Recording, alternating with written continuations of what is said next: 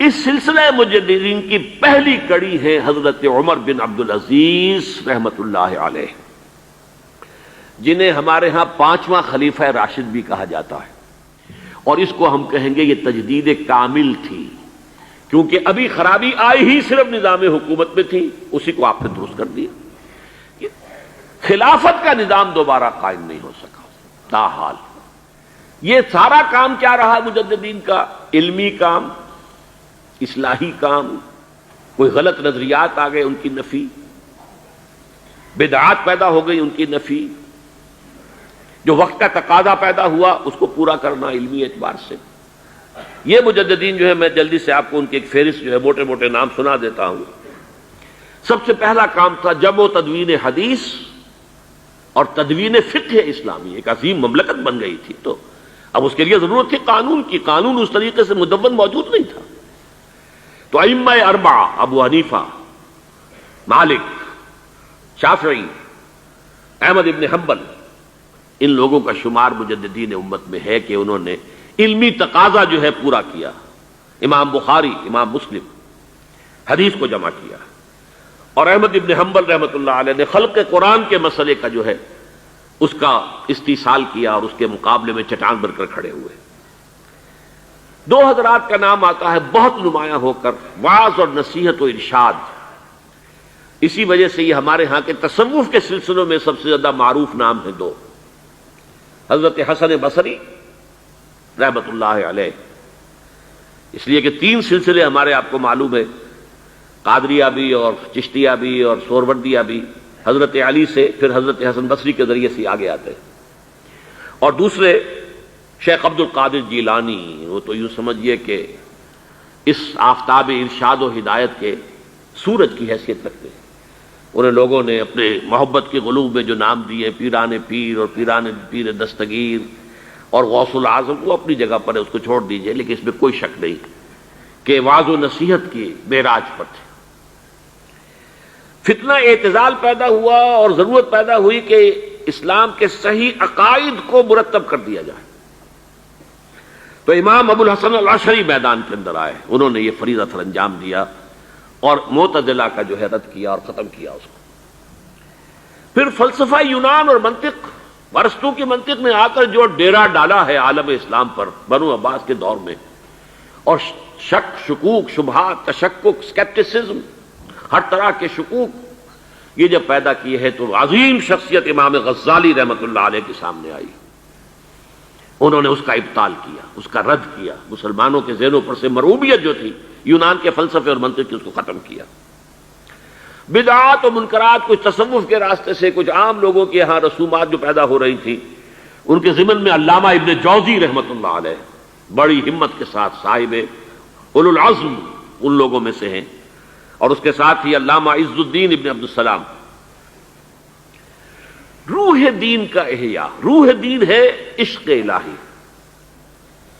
لیکن جب ہمارے ہاں ایک تو یہ کہ فقہی اعتبار سے بال کی کھال اتارنے کے معاملات شروع ہو گئے، اور ایک یہ کہ علم کلام کی بحثیں الجھی ہوئی شروع ہو گئی، تو ان دونوں حلقوں میں سے وہ جو اصل روح تھی اسلام کی، دین کی، اللہ کی محبت، عشق خداوندی، اس کا چراغ کچھ ٹمٹمانے لگا، تو مولانا روم سامنے آئے منظر عام پر، شاد باد اے عشق خوش سودائے ماں، اے طبیب جملہ علت ہائے ماں۔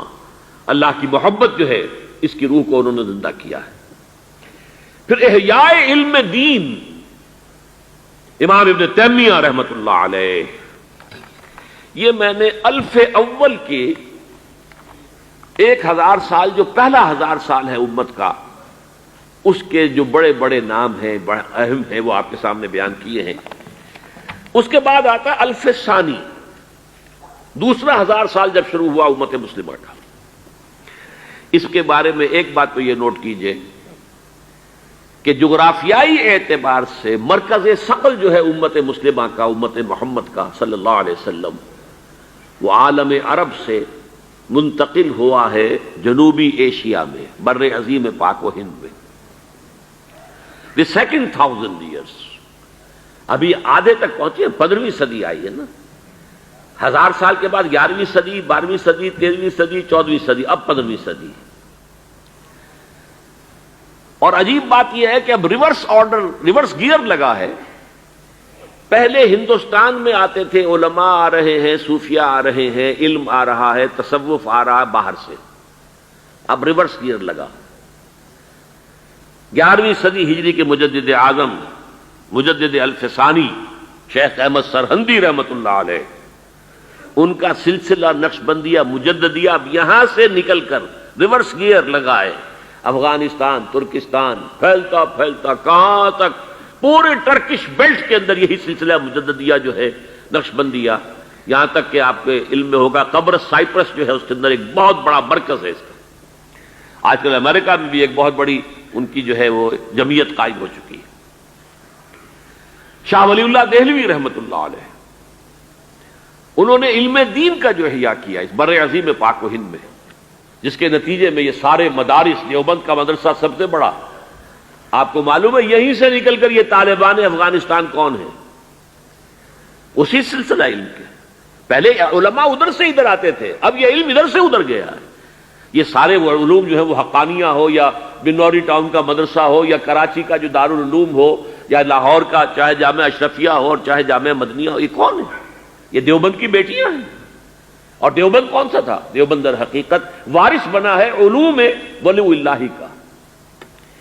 پھر سید احمد بریلوی جنہوں نے جہاد بالسیف کو اس تازہ کیا، مجدد جہاد اسلامی، سید احمد بریلوی، شاہ اسماعیل شہید رحمت اللہ علیہ. 14ویں صدی کے بارے میں اختلافات ہیں. 14ویں صدی کو ابھی ختم ہوئے، 20-21 برس گزرے ہیں، 22ویں برس میں ہیں اب ہم 15ویں صدی کے. آپ کو معلوم ہوگا کہ دیوبندی حضرات کا ایک بہت بڑا حلقہ ہے جو مولانا اشرف علی تھانوی رحمۃ اللہ علیہ کو سمجھتا ہے کہ وہ 14ویں صدی کے مجدد تھے. بلکہ مولانا عبدالباری ندوی رحمۃ اللہ علیہ نے تو کتاب لکھی جامع المجددین، مجددوں کے جامع.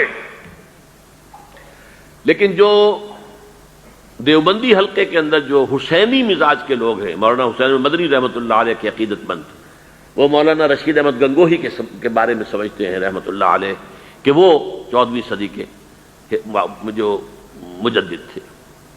ہمارے ہاں کا جو بریلوی مکتب فکر ہے وہ اعلیٰ حضرت مولانا احمد رضا خان صاحب کو سمجھتا ہے کہ وہ مجدد تھے.